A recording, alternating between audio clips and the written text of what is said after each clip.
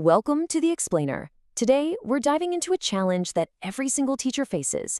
How do we make our reading lessons actually connect with our students? We're going to break down a really powerful framework for making those smart, in-the-moment decisions that can absolutely transform your teaching. Okay, so picture this. We've all been there, right? You've spent hours putting together what you think is the perfect lesson. I mean, it's a work of art. It's detailed, it hits all the standards, and then you walk into the classroom and bam, reality hits. A student throws a curveball question you didn't see coming, the text is way trickier than you remembered, or maybe the vibe in the room is just flat. That gap, the one between your beautiful plan and what's actually happening, that's where the real teaching begins. So this gap actually has a name. It's called the space between. And listen, this isn't a bad thing. It doesn't mean your lesson plan failed. No way. It's an opportunity. It's this super dynamic, kind of unpredictable space where we stop just delivering content and we start actually teaching. Honestly, learning to master this space, that's what makes a teacher truly great. So the big question is, how do we handle that space? How do we navigate it? Well, it all boils down to 3 key decisions. And the very first one, this is the foundation. It happens before you even start the lesson. You've got to know your context inside and out. And I'm not just talking about the topic. I mean, really knowing your students, the text you're using, and the actual task you're asking them to do. All right, let's start with the most important piece of the puzzle, your students. I mean, this goes way beyond just knowing their names, right? We have to really think about what they are bringing to the table for this one specific lesson on this one specific day. And check this out. Here's a super simple but really powerful way to frame this. It's not just, do they know about the topic? No, it's about how familiar are they with the actual text we're about to read. If you just think about it on this little spectrum here, never seen it once or twice, know it well, that one little thought exercise instantly tells you where you're going to need to step in and support them. Okay, next up, let's put the text itself under the microscope. Every single piece of writing has its own little tripwires and hurdles. It's just not enough to say, oh, this is an easy text or this one's hard. We've got to get way more specific. We need to know exactly where the tricky parts are hiding. Think of it like this.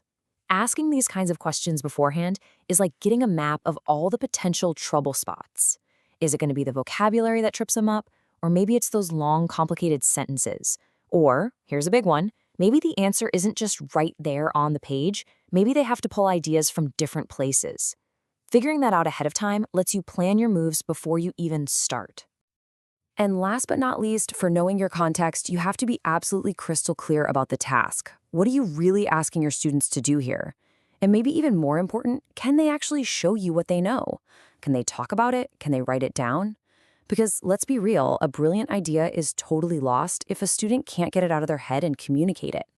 Okay, so once you've done all that amazing prep work and you really truly get the context, you're ready for decision number 2, planning your moves.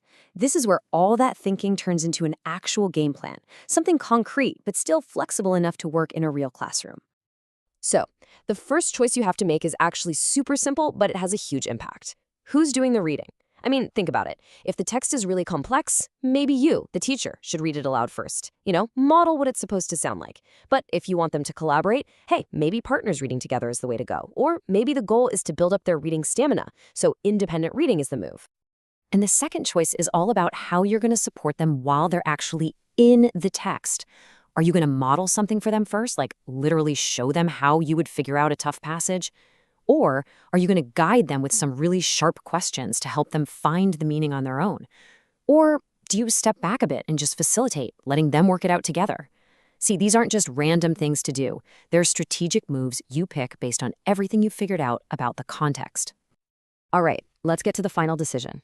And honestly, this might be the most important one of all, because this one doesn't happen when you're planning at your desk. Nope, this happens live, right in the middle of the action, in that space between we talked about.